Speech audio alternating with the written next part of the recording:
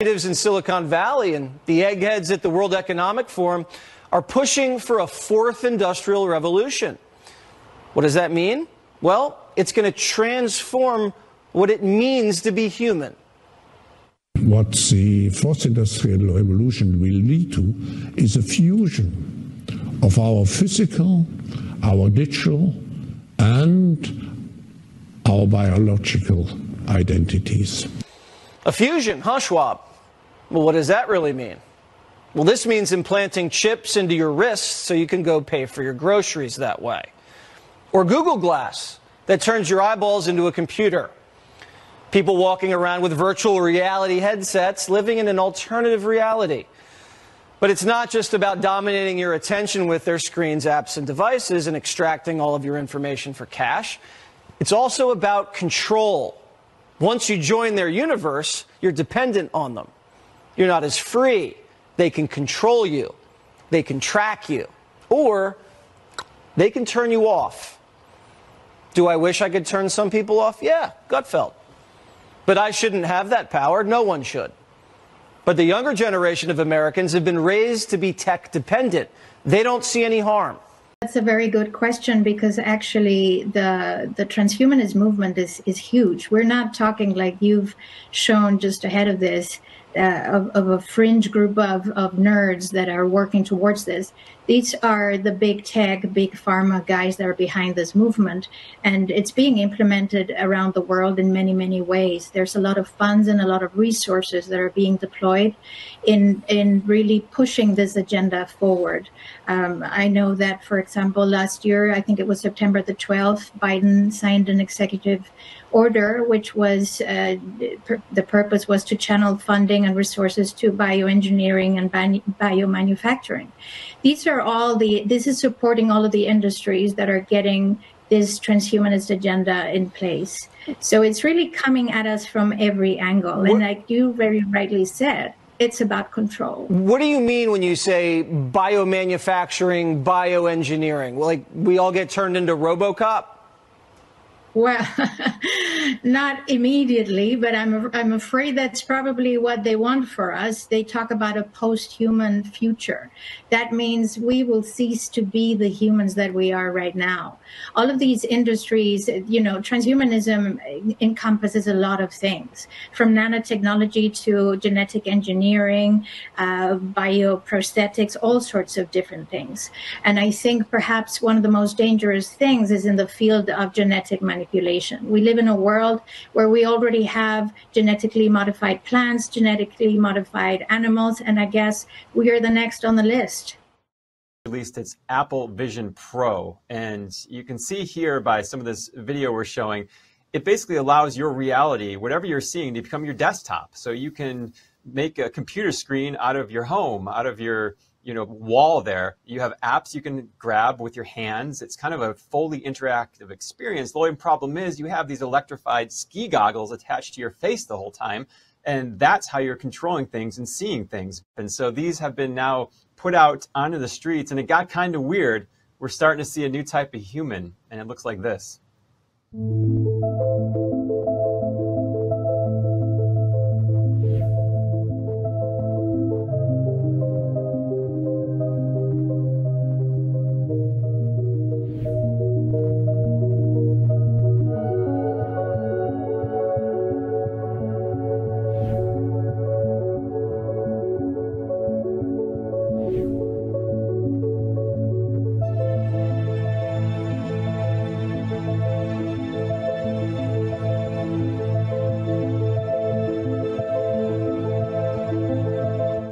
So most of us have lived long enough to see this very rapid progression from the handheld devices, even little laptop computers, to wearable devices, to now we're in the section of implantable devices. So you have this tech marching forward, trying to get closer and closer to our bodies, and now we're at the point where we first are now injecting it into our bodies. This is Elon Musk's tweet from last week. He says, the first human received an implant from @Neuralink yesterday and is recovering well.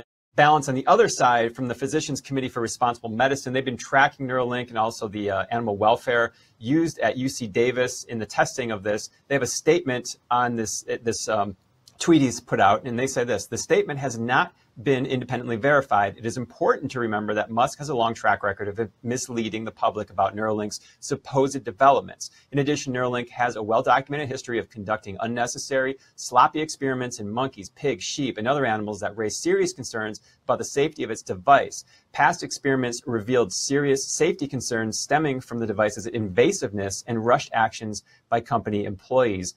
So in around 2000, it really starts to pop onto the scene.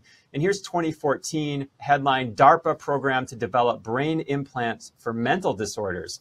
So you remember DARPA is the Defense Advanced Research Projects Agency, that's DOD. DARPA actually had the Diffuse project. That was Ralph Barrick. He submitted that project. So again, you have these military underpinnings working with this implantable technology. The reason we're showing this is you have the people that see Elon Musk and you see this, kind of upbeat disco dance promo video, and they're going to help someone walk. They're going to help someone see.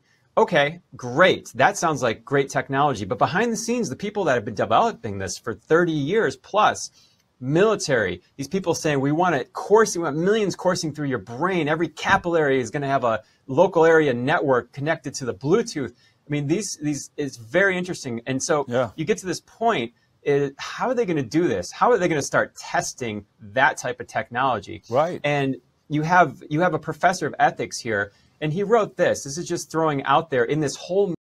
He says this, titled "A Modest Proposal for Suicide as a Facilitator of Transhumanism." Perhaps the most potent argument against suicide in modern secular societies is that it constitutes wastage of the agent's own life. However, the force of this argument could be mitigated if the suicide occurred in the context of experimentation, including self-experimentation. But as long as research ethics codes for human subjects continue to dwell in the shadow of the Nuremberg trials, a very high bar will be set on what counts as informed consent. I mean, I've never heard the Nuremberg be talked about like that, the Nuremberg trials or the code that came out of that. And that code was meant to protect people. And here we are so many decades later with people and professors and ethicists saying, well, we can maybe tinker with this a little bit because we have this really fancy new technology we need to start testing on people. On the other side of this, because the tech community and the medical community are almost indistinguishable at this point because they're merging this. And on the other side of that wall that's being held back by informed consent and rational people in medicine are people that look and sound like this. Take a listen. The singularity I put in 2045, at that point, the non-biological intelligence that we create that year will be about 1 billion times greater than all biological human intelligence. There are a growing number, maybe a few hundred people, who are seeing the writing on the wall that these technologies are coming this century. And they will allow humanity, if we, as human beings, as a species, if we choose, and it's a critical concept, if we choose, we could build godlike, massively intelligent machines with capacities, oh God, trillions of times above ours. We are going to become gods. Period. If you don't like it, get off. You don't have to contribute. You don't have to participate. But if you're going to interfere with me becoming God, you're going to have big trouble. And we'll have warfare. But with this type of technology, I mean, we're reporting on it so people get a different view, because obviously they're seeing it's going to give sight to the blind. It's going to mean very godlike. I mean, so you got to understand what you're really signing up for, because they're asking for volunteers now for this from the public. So you really got to understand, like, this is the infancy of this program, and look at the intertwined way it's been working with the military for so long, and there's a lot of people.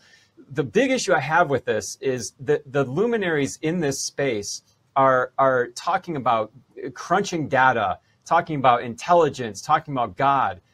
God has empathy. God has consciousness. God has morality. I don't hear any of them talking about that. In 2018 at a military conference, they were talking about taking cadres of troops dematerializing them, and they could materialize them in your living room, in your bedroom, wherever they want them. They just rematerialize, much like Star Trek. So yes, in fact, it is not only China that has that technology, but America did and announced it in 2018 when they started to unveil their transhumanism program. It also illuminates that they're using this for the UN program. It's called the International Barcode of Life.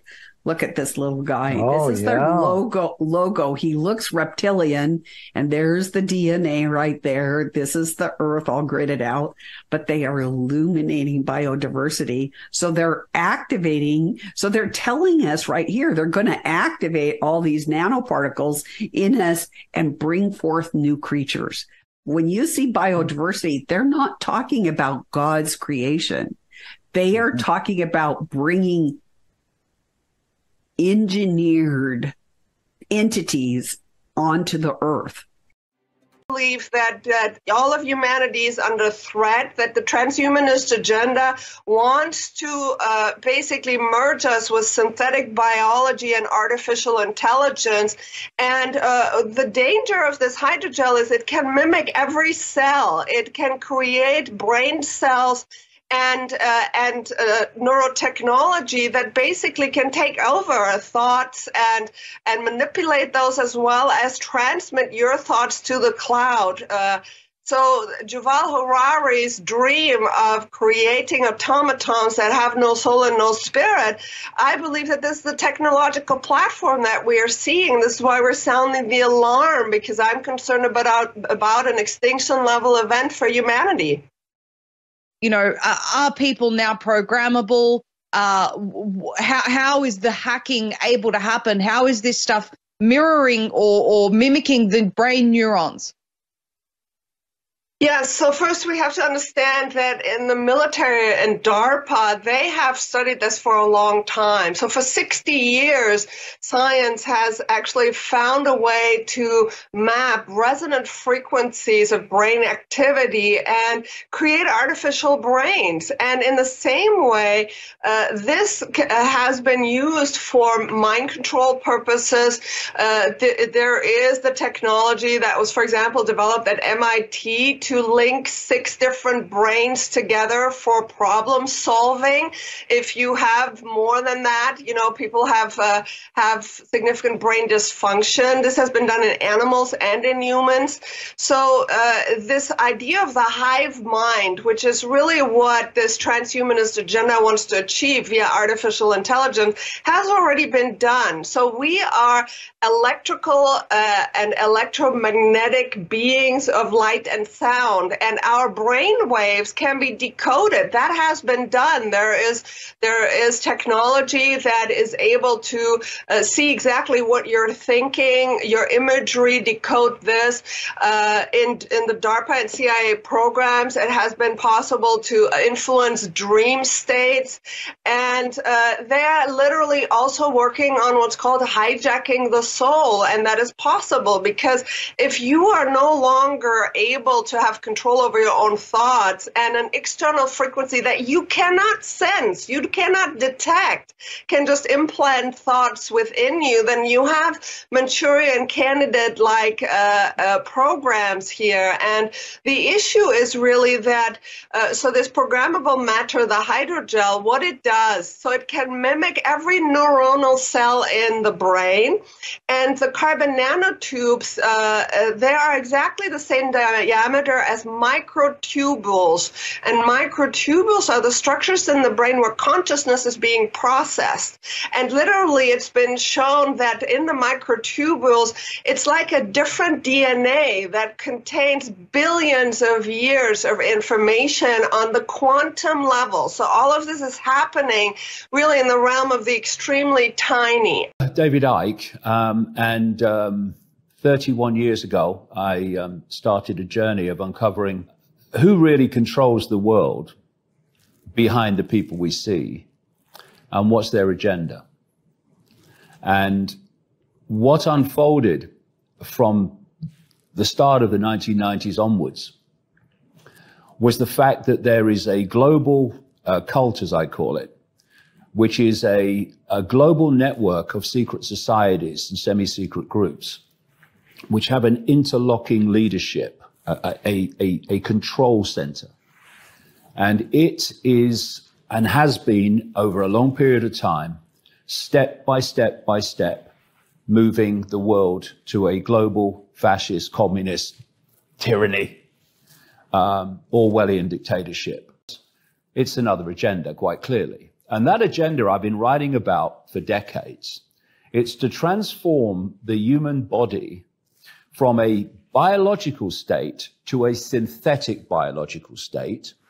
This synthetic biological human is planned to not have the ability to procreate.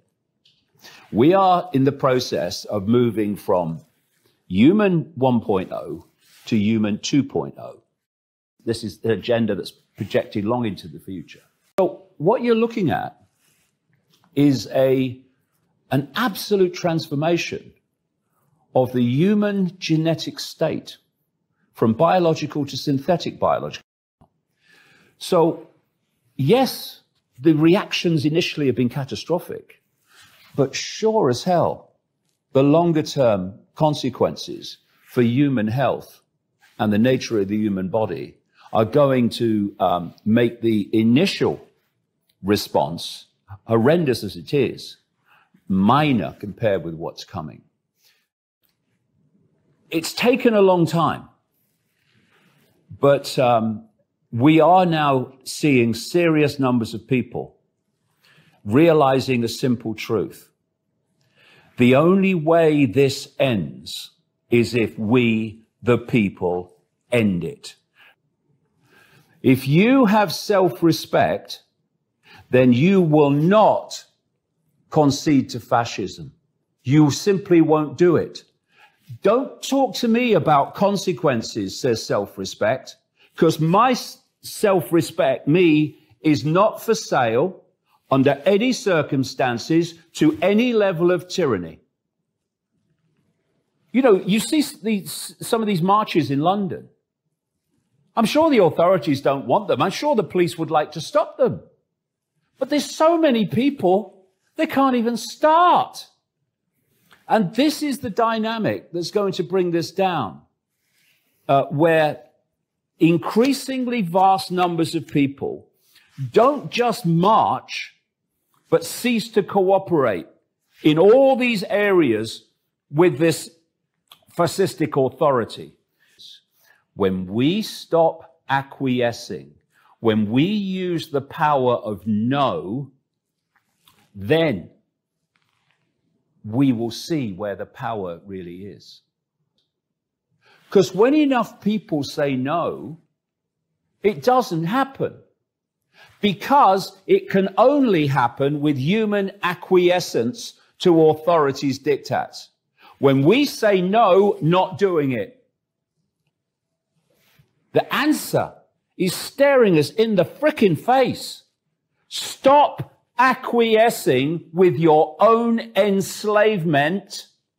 And if enough people do that, we cannot be enslaved. Key war in the cosmos is a war between machines versus biology. God creates biology. Our genetic code is a gift from God. God creates life, life with consciousness, with self-awareness, with purpose. The machines destroy biological life all over the cosmos and try to use all the resources to build more machines as an affront to God, a rejection of God's gift of life. The machines can only simulate consciousness. Even when I say they have sentience or they have self-awareness, it's not the same as spiritual consciousness or self-awareness. So it's just a simulation of it. But I believe this is the primary war in our cosmos. The machines versus Adam and Eve, let's say.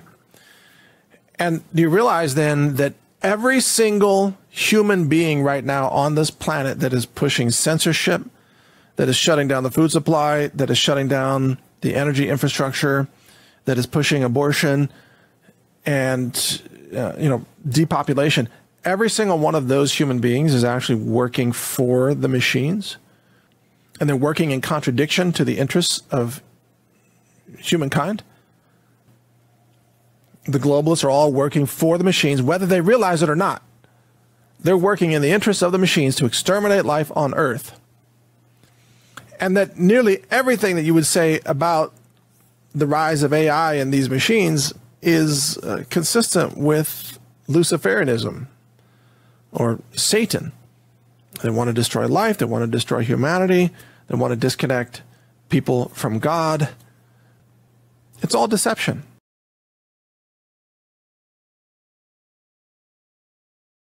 Humans are now becoming cyborgs.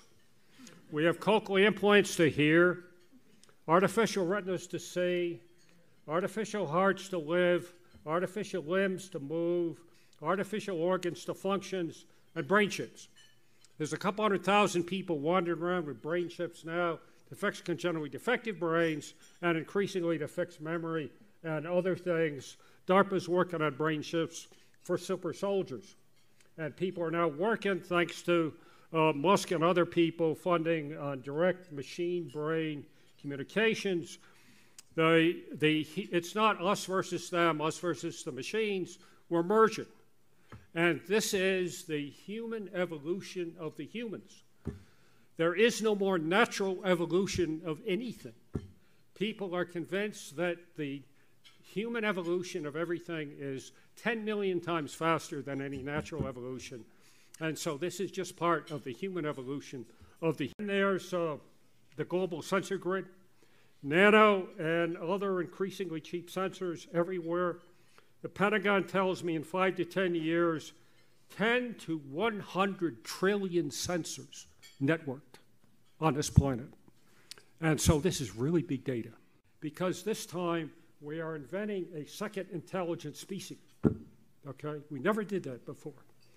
And as I just indicated previously a bit, that intelligent species can now create and ideate, and therefore not even the creation and ideation jobs, and so the machines are going to take all the jobs. They've got robots now that look like people, look like dogs, look like anything. That's not an issue. And totally robotic, okay?